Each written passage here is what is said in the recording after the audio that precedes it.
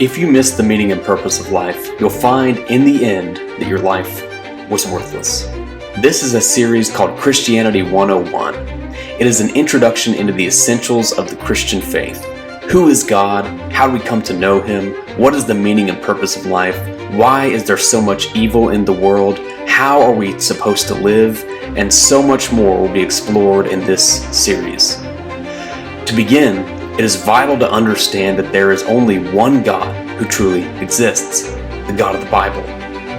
Deuteronomy 6:4 states, "Hear, O Israel, the Lord our God, the Lord is one." The God of Islam, the gods of Hinduism, the gods and goddesses of Greek and Roman mythology, and all other religious systems, those gods are all fabrications.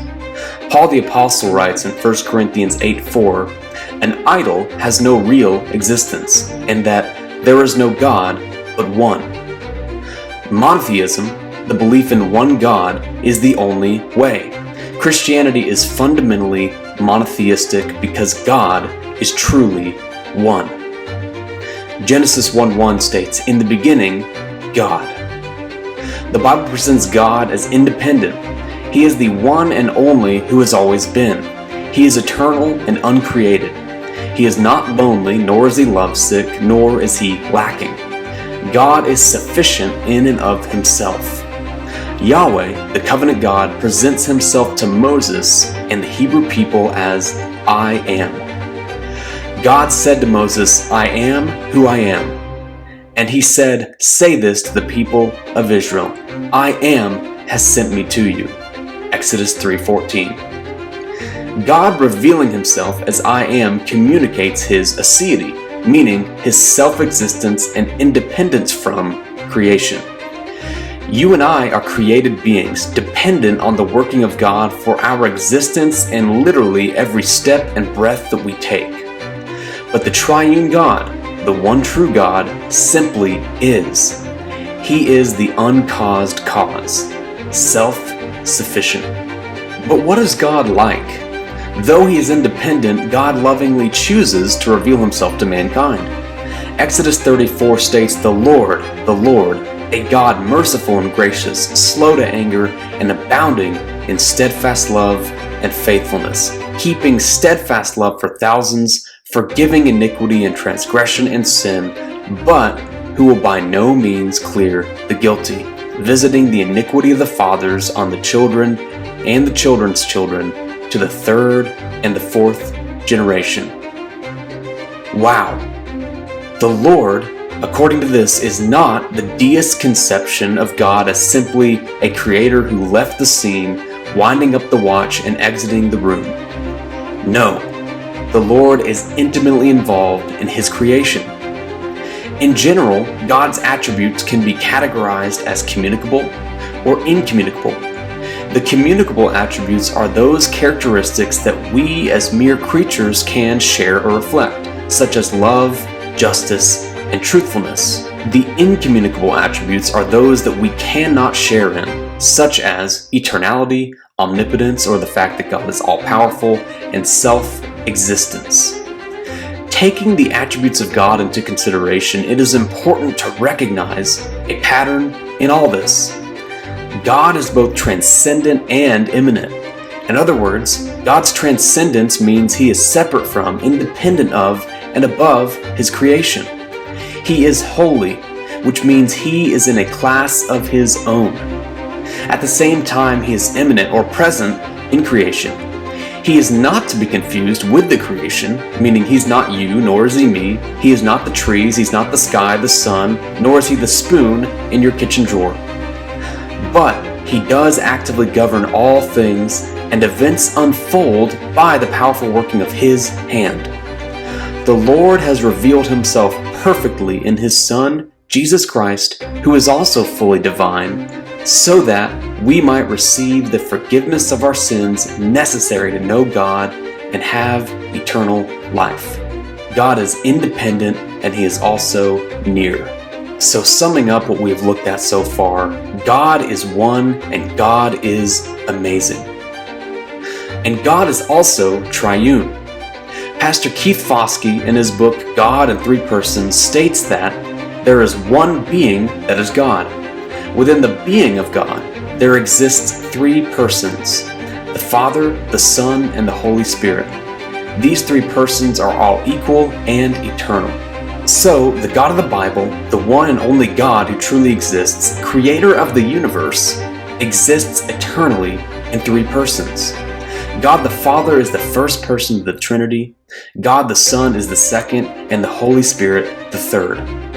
We see the triune nature of God presented in the baptismal formula presented in Matthew 28. Matthew 28:18 and 19 state, "And Jesus came and said to them, All authority in heaven and on earth has been given to me. Go therefore and make disciples of all nations, baptizing them in the name of the Father and of the Son and of the Holy Spirit, teaching them to observe all that I have commanded you. And behold, I am with you always to the end of the age." These are some of Jesus' final commands before ascending to heaven. So we ought to take careful note. Something very important here is that the word name is singular. So we are to baptize disciples in the one name of the triune God. When it comes to the Trinity, there are at least three pitfalls to look out for when talking about the triune nature of God.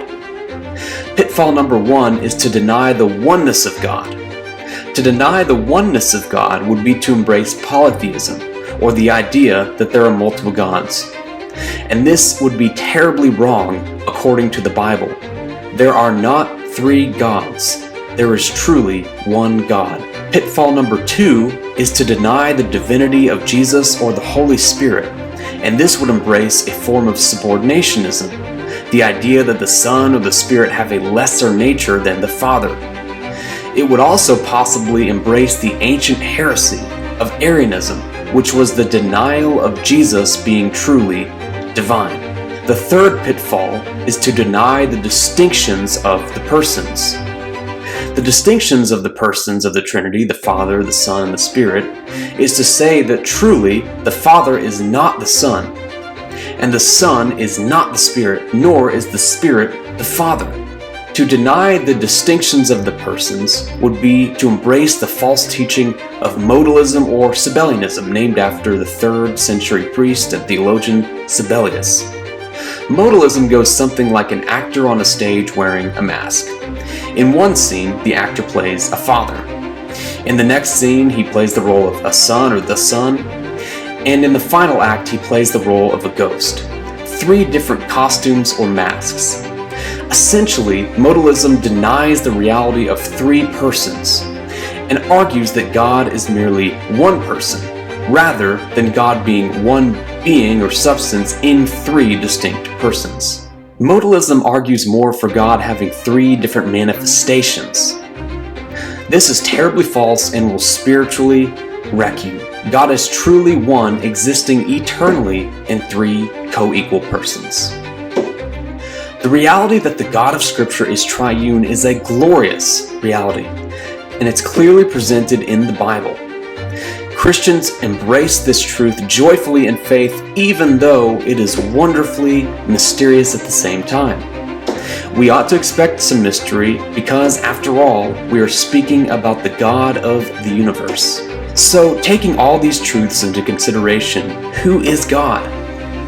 God is the holy creator and sustainer of all things, including our ability to live and move and have our very being. He pours blessings on his people and his enemies alike in the form of the good things we all enjoy: family, friends, a country, food to eat, clothes on our backs, and so much more.